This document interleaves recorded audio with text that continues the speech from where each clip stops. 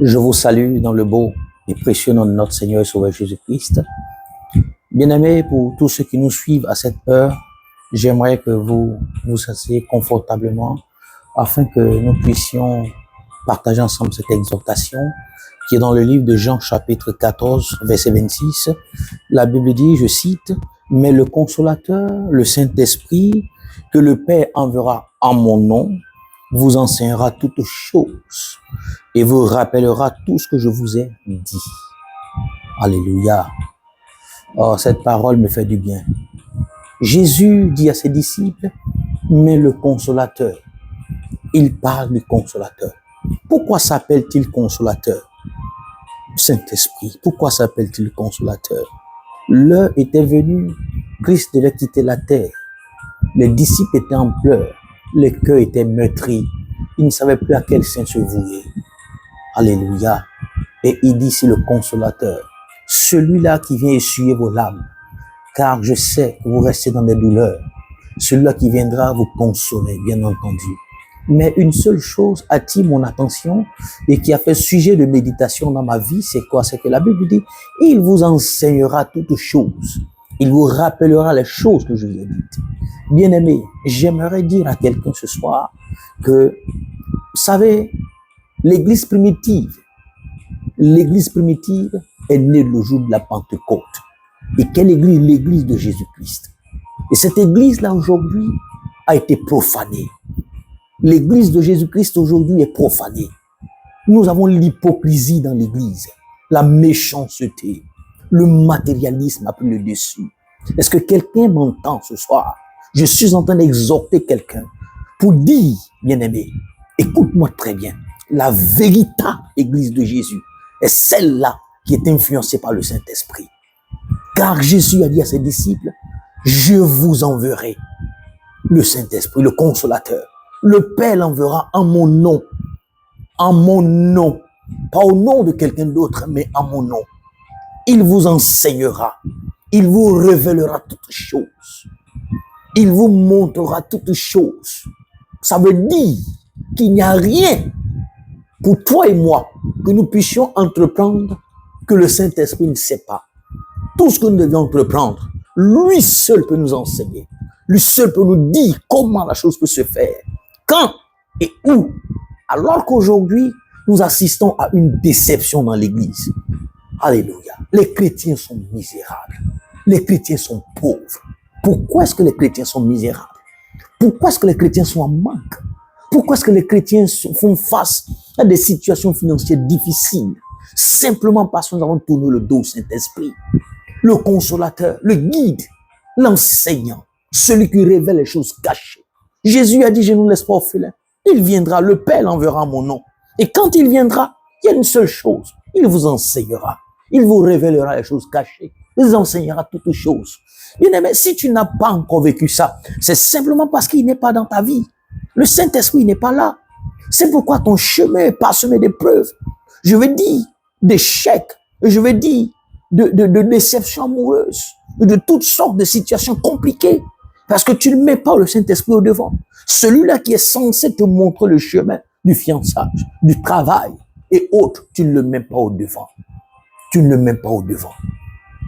Bien-aimé, comment veux-tu que Dieu te guide? Comment veux-tu? Tu ne peux pas être en sa présence et l'attrister à chaque fois. Où avons-nous mis le Saint-Esprit? Pour vouloir avoir une église vivante, vouloir avoir une église puissante, réveillée et éveillée, une église sous l'influence du réveil spirituel. Bien-aimé, le réveil spirituel ne se fera pas dans la chair. Le réveil spirituel ne se fera pas parce que tu le veux. Non, c'est impossible. Le réveil spirituel ne peut se faire qu'avec le Saint-Esprit. Vous entendez? Pierre, qui a régné Jésus autrefois. Pierre, qui a rejeté le nom de Jésus. Ce même Pierre, le jour de la Pentecôte, lui fut baptisé du Saint-Esprit, visité par le Saint-Esprit. C'est ce Pierre qui a prêché plus de 3000 âmes ont donné leur vie au Seigneur ce jour-là. Ce jour-là est né l'église de Jésus-Christ. Je suis en train de te dire, tu ne peux pas servir Dieu sans le Saint-Esprit. Tu ne peux pas servir Dieu sans le Saint-Esprit et voir la gloire de Dieu. Tu as trop fait d'efforts inutiles. Tu as trop fait d'efforts inutiles jusqu'ici. Et cela n'a rien porté. Cela n'a apporté que des déceptions. Tu as fourni assez d'efforts dans le ministère.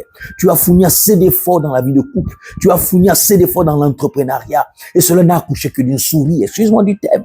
Mais tu n'as fait que rencontrer des échecs, des déceptions, des frustrations sur des frustrations. Parce que simplement tu as tourné le dos au Saint-Esprit. Parce que simplement tu as dit à Dieu au travers du Saint-Esprit, bien entendu, que tu es responsable. Tu peux le faire seul. Bien aimé, ne pas inviter le Saint-Esprit en toutes choses, c'est dire à Dieu par le Saint-Esprit que nous pouvons le faire nous-mêmes. Bien aimé, ne pas prier avant de sortir les matins. Ne pas prier avant de te coucher, c'est dire à Dieu, je peux me garder moi-même. Je peux me protéger moi-même. Ne pas rendre grâce à Dieu sur une nourriture avant de la manger, c'est dire à Dieu, je peux me protéger moi-même. Alléluia. Est-ce que tu peux rendre grâce à Dieu en toutes choses? Est-ce que tu peux dire au Saint-Esprit, me voici. Tu as longtemps souffert, tu as connu des moments difficiles et tu es en train d'en connaître de jour en jour. Tu es en train de continuer dans les mêmes situations, les mêmes circonstances. Je vais attirer ton attention ce soir pour dire que tu as tourné le dos au Saint-Esprit. Ton ministère va de mal en pire parce que tu as tourné le dos au Saint-Esprit. Ta vie conjugale va de mal en pire parce que tu as tourné le dos au Saint-Esprit. Ton entrepreneuriat, ton travail, tes entreprises vont de mal en pire parce que tu as tourné le dos au Saint-Esprit. Bien aimé, où est le Saint-Esprit? Où est celui-là qui nous enseignera toutes choses? Bien aimé, quand la Bible nous dit toutes choses, que veux-tu que je te dise? Toutes choses. Cela me fait faire référence à Psaume 127 qui me dit si l'Éternel ne bâtit, celui qui bâtit une vie. Écoute-moi très bien. La vie conjugale est une vie, est un édifice. L'entrepreneuriat est un édifice. Même l'éducation des enfants, c'est un édifice. Alléluia. Gloire à Dieu. La vie professionnelle est un édifice. Tu ne peux pas bâtir ta vie conjugale sans Christ. Tu ne peux pas bâtir ta vie conjugale sans le Saint-Esprit, qui doit te révéler avec qui vivre, qui doit te révéler avec qui marcher, qui doit te révéler quoi faire. Qu'est-ce qu'il faut faire comme entreprise, qu'est-ce qu'il faut entreprendre comme une activité. Seul le Saint-Esprit peut te le révéler. Mais nous avons tourné le dos au Saint-Esprit parce que nous nous sentons capables. Nous nous voyons capables. Et quand nous nous voyons capables, nous nous sentons capables, nous finissons par des déceptions, par des échecs. Mais jusqu'à quand vas-tu t'arrêter et réaliser que tu ne peux pas? Tu ne peux pas et qu'il te faut le Saint-Esprit. Stop aujourd'hui. Arrête, bien-aimé. Arrête de souffrir. Arrête de souffrir. Arrête de souffrir. Écoute-moi très bien. Prends du temps. Entre dans le lieu secret. Couche-toi et plaide. Dis au Saint-Esprit, j'ai péché contre toi. Je t'ai tourné le dos. J'ai cru que je pouvais, mais je ne peux plus. Je ne peux plus, je te donne pardon. Écoute-moi, bien-aimé. Demande pardon au Saint-Esprit. Tu l'as longtemps frustré, tu l'as longtemps offensé. L'heure est venue aujourd'hui, au travers de cette exhortation, de t'approcher de lui. Et lui dit que tu ne peux rien faire sans lui. Tu ne peux rien faire sans lui. On ne peut rien faire qui puisse plaire à Dieu, qui puisse être agréable aux yeux de Dieu sans le Saint-Esprit. Bien-aimé, écoute-moi très bien. Qui as-tu vu sur cette terre servir Dieu véritablement et lui plaire sans le Saint-Esprit? Personne. La Bible dit, il vous enseignera. Et Jésus dit, il vous rappellera les choses que je vous ai dites. Cela voudrait dire que le Saint-Esprit qui n'était pas là, en d'autres termes, sinon il est là, mais je veux dire que n'étant pas là quand Christ était avec ses disciples, je suis en train de dire à quelqu'un que le Saint-Esprit est capable de te révéler les choses cachées dans ta vie, les choses que tes ancêtres ont faites, tes aïeux, tes grands-parents ont faites, que tu n'as même pas idée. Il est capable de te les révéler. Il est capable de te montrer les choses cachées afin que tu sois délivré. Bien entendu, s'il y a eu des sacrifices qui ont été faits, il y a des autels qui ont été bâtis qui crient contre toi, d'où tu n'as même pas idée, le Saint-Esprit est capable de te les révéler. Car il leur a dit, il vous rappellera, il vous révélera, il vous dira les choses que je vous ai dites, il vous les rappellera, il vous les dira, il vous les enseignera. Quoique je ne sois pas là physiquement, mais je suis avec vous pour vous rappeler ces choses. Bien-aimé, tu as abandonné le Saint-Esprit. Pourquoi est-ce qu'aujourd'hui nous assistons à beaucoup de déceptions amoureuses, divorces au sein du corps de Christ? Et lorsque vous allez à la mairie, le taux de divorce, quand on fait une statistique, le taux de divorce au sein du corps de Christ est plus élevé que dans les autres religions. Parce que simplement, nous assistons à des mariages arrangés. Nous assistons au matérialisme, à l'hypocrisie dans les églises. Bien-aimés, arrêtons ça. Arrêtons ça. Arrêtons ça. Où avons-nous mis Jésus? Où avons-nous mis le Saint-Esprit? Pourquoi est-ce que nous devons tourner le dos au Saint-Esprit et vivre comme nous le voulons? Nous vivons des vies chrétiennes apostasiées. L'église est remplie d'apostasie. Nous avons profané le sacré. Nous avons tourné le dos à Dieu. La terre va de mal en pis. L'église également. Le cœur de Dieu est indigné. Dieu est attristé. Dieu est attristé par notre comportement. Et notre vie, nos témoignages ne laissent pas le choix aux païens de se foutre de notre Dieu. Parce que nous n'avons aucun témoignage. Nous n'avons pas de vie palpable qui puisse toucher une vie à cause de quoi? De ce que nous avons abandonné le Saint-Esprit. Il dit, je ne vous laisse pas orphelin. Je vous enverrai le consolateur. Je veux que Jean chapitre 14, verset 26 soit ta méditation, soit un sujet de méditation véritable pour toi. Où as-tu mis le Saint-Esprit? Et veux-tu vivre sans lui? Où veux-tu aller sans le Saint-Esprit? Que veux-tu faire sans le Saint-Esprit? Que veux-tu réaliser sans le Saint-Esprit? Tu n'y arriveras pas. Tu n'y arriveras pas, car la Bible me dit, en Ésaïe 60, que la terre, voici la terre couverte de ténèbres, lorsqu'il découvre le peuple. Les démons sont déployés partout sur toute la terre. Les malédictions dans les familles. Les vies sont aveuglées. Les personnes, les régions sont aveuglées. Les familles sont aveuglées. Nous sommes sur une terre qui est couverte de ténèbres. Il n'y a que lui, connaissant les stratégies du prince de l'air, connaissant les stratégies du malin, puisse te guider. Il n'y a que lui qui puisse t'orienter en ce que tu dois faire. Tu veux entreprendre et réussir. Mais bien aimé, confie-toi au Saint-Esprit. Je veux dire, viens à l'Éternel, viens à Jésus-Christ et demande au Saint-Esprit de t'apporter les révélations qu'il faut, de t'accorder les orientations qu'il faut. Veux-tu te marier? Bien-aimé, écoute, le monde est devenu méchant. Nous assistons aujourd'hui à beaucoup de pratiques à laquelle se livre la jeunesse, au fétichisme, au maraboutage, au bouddhisme et autres, afin d'envoûter des vies, des jeunes filles comme des jeunes garçons. Le monde est dépravé, le monde a perdu son sens. Nous sommes retournés à l'époque de Noé. Oui, la Bible dit que le cœur de l'homme se tournait toujours que vers le péché, vers la méchanceté. C'est à ça que nous sommes aujourd'hui. Nous assistons à la méchanceté humaine. Et veux-tu réaliser une vie de victoire sur cette terre remplie de méchanceté, où nous sommes aveuglés, où nous ne savons pas ce que nous faisons, où nous allons? Je t'exhorte ce soir. Écoute-moi très bien, bien-aimé. Écoute-moi très bien. Écoute-moi. Écoute-moi, donne ta vie à Jésus-Christ. Donne ta vie réellement à Jésus-Christ. Arrête comme ça. Tu en as trop souffert, arrête. Donne ta vie à Jésus-Christ. Et tourne-toi vers le Saint-Esprit. Dis-lui, consolateur, tu as été envoyé sur terre pour me guider, m'orienter, me révéler les choses cachées. Révèle-moi ce soir le chemin. Révèle-moi où je dois marcher. Révèle-moi les voies du Seigneur. Montre-moi les voies du Seigneur. Enseigne-moi les voies du Seigneur. Enseigne-moi où je dois marcher. Dis-le lui. Tu en as trop souffert. Où veux-tu aller, Église de Jésus-Christ? Que veux-tu faire, Église de Jésus-Christ? L'Église est remplie d'apostasie, la débauche, la mondanité, des pasteurs, des hommes de Dieu, des fidèles qui commettent l'adultère et l'impudicité entre eux. Je prie que Dieu, dans sa grâce, vous visite et vous délivre de cet esprit au nom de Jésus-Christ. Et je parle aux oreilles attentives qui veulent bien m'entendre, parce que, écoute-moi très bien, si tu es celui-là qui pense que nous sommes là parce qu'on n'a rien à faire, je pense que cette vidéo n'est pas pour toi, tu peux passer tranquillement. Cette vidéo n'est pas vraiment adressée à ta personne. Je veux parler aux brebis égarées de la maison d'Israël. Je veux m'adresser ce soir au peuple élu de Jésus-Christ qui se sont laissés distraire par l'ennemi, sont laissés distraire par le diable, par le malin, comme dans le jardin d'Éden. Bien-aimé, écoute-moi très bien. C'est parce que tu ne t'es pas loin de ta grâce qu'il est venu te distraire. Le malin est venu te distraire. Mais je viens ce soir t'enseigner quelque chose. Il te faut le Saint-Esprit. Tu as besoin du Saint-Esprit. Ne cherchez rien d'autre que lui. Arrête d'aller ça et là. Arrête de courir ça et là. La seule chose qu'il te faut, c'est le Saint-Esprit. Tu as besoin du Saint-Esprit. De quoi as-tu besoin d'autre? Tu as besoin du Saint-Esprit. Pour ton ministère, tu as besoin du Saint-Esprit. D'une orientation claire et véritable. Pour ta vie de couple, tu as besoin du Saint-Esprit. Pour tes entreprises, tu as besoin du Saint-Esprit. Pour tes activités, pour ton activité ou pour tes activités commerciales, bien sûr, tu as besoin du Saint-Esprit. Pourquoi veux-tu te jeter dans une activité sans demander l'avis du Saint-Esprit? Pourquoi veux-tu te jeter dans une relation amoureuse sans demander l'avis du Saint-Esprit? Pourquoi veux-tu faire un travail? Tu es quelque part, tu sais que ce lieu-là est un endroit qu'il ne te faut pas, mais tu ne demandes pas l'avis du Saint-Esprit. Et nous allons finir par assister à des morts, des vies détruites par le diable, Parce que tu n'as pas demandé au Saint-Esprit qu'est-ce que tu devais faire.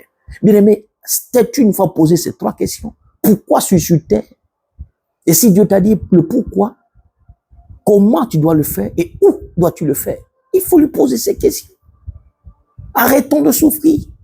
Arrêtons de présenter une mauvaise image de l'Église au monde entier. Nous tournons le dos au Saint-Esprit et nous voulons tout faire de nous-mêmes. Bien-aimés, pourquoi est-ce que nous ne serons pas face aux difficultés? Le même Pierre qui a régné Jésus, quand il a été rempli du Saint-Esprit, la Bible dit le même jour, plus de 3000 âmes. Veux-tu que l'Église soit remplie? Non, pas par des personnes qui viennent juste chauffer les bancs, je vais dire par des personnes distraites, qui ne sont pas sérieux dans leur foi, mais par des personnes de qualité. Il te faut le Saint-Esprit. Et nous assistons aujourd'hui à une compétition qui est engagée entre les hommes de Dieu. Je veux que mon Église soit pleine. Bien-aimé, écoute-moi très bien. Tu as perdu la raison. Le but précis n'est pas de remplir l'Église, mais c'est d'avoir avec toi ceux-là qui sont de vrais disciples. Car il a dit, allez par tout le monde et faites de toutes les nations des disciples. Ce que Dieu recherche sont des disciples. Des gens qui peuvent mourir pour Christ. Donner leur vie pour Christ. C'est ce que Dieu recherche. Dieu ne recherche pas une assemblée de païens remplis d'impudicité, d'adultère, de fornication, qui sont remplis de murmures, d'avidité. Oui, je le dis, d'avidité de l'esprit du Judas Iscariote. Non, c'est pas ce que Dieu veut. Dieu veut des personnes affranchies, converties, qui ont cru en Jésus-Christ réellement comme leur Seigneur, leur Sauveur personnel, qui ont décidé de tourner dos au monde et de servir Dieu toute leur vie, car nous avons été tirés de l'Égypte pour le servir. Bien-aimé, tu as été tiré de l'Égypte, de la servitude d'autrefois du monde pour le servir, et non pas pour t'asseoir et observer. Alléluia. Et pour le servir, il te faut le Saint-Esprit. Où avons-nous mis le Saint-Esprit? Alors que c'est lui qui nous révélera toutes choses. Que veux-tu faire? Le travail, il va te le révéler. Que veux-tu? Le mariage, il va te révéler. Que veux-tu? Le ministère, il te révélera toutes choses. Comment dois-tu faire le ministère? À quoi es-tu appelé dans le ministère? Que dois-tu faire? Où dois-tu servir l'Éternel? Où dois-tu exercer ce ministère? Il va te le montrer, le Saint-Esprit. C'est pour ça qu'il est envoyé sur terre. Pourquoi veux-tu lui tourner le dos et réussir? Pourquoi? Parce qu'elle est belle. Tu entres dans une relation amoureuse parce que tu l'as trouvée belle, parce que tu l'as trouvée riche. Bien aimé, cela est un échec. Tu as fait un mauvais calcul. Tu l'as fait dans la chair. La Bible dit en Romains chapitre 8 au verset 1, mais il n'y a donc maintenant aucune condamnation pour ceux qui sont en Jésus-Christ. Pour ceux qui sont en Jésus-Christ. Mais bien sûr, qui ne vivent pas selon la chair, mais selon l'esprit. Et vivre selon l'esprit, c'est vivre dans la spiritualité. Bien aimé, tu ne peux pas être chrétien et vivre dans la chair et croire que Dieu est avec toi. C'est un échec. Reviens à Jésus. Reviens à Jésus. Vis une vie par l'esprit. La vie dont tu as besoin, tu ne vis par l'esprit. Arrête tes distractions. Tu en as trop fait. Stop. Vis une vie par l'esprit. Car ce qui est né de la chair, chair. Ce qui est né de l'esprit, esprit. Tu ne comprends pas des choses parce que tu n'es pas encore né d'esprit. C'est pourquoi tu agis dans la chair. Tu es très agité. Tu vas avoir une fille automatiquement, allez, tu veux sortir avec elle. Un homme, tu veux qu'il sorte avec toi. Tu sais de l'argent, tu as besoin. Est-ce que tu sais que tu es plus précieux ou plus précieuse que ce que tu désires? Dieu, au-devant de lui, tu as de la valeur. Tu as de la valeur devant Dieu. C'est la raison pour laquelle il donna son fils Jésus pour mourir à la croix pour toi, enseveli et ressuscité. Et la Bible, nous avons été élus en lui. Dieu ne peut pas t'élire en Jésus pour que tu sois n'importe qui. Sorte avec n'importe qui, tu vives n'importe comment. Réalise aujourd'hui que c'est terminé, que ça s'arrête là. Réalise aujourd'hui que tu en as trop souffert. Réalise aujourd'hui que l'heure est arrivée, que tu te donnes réellement à Jésus-Christ, que tu tournes les regards vers le Saint-Esprit. Dis-lui, Saint-Esprit, prends le contrôle de ma vie.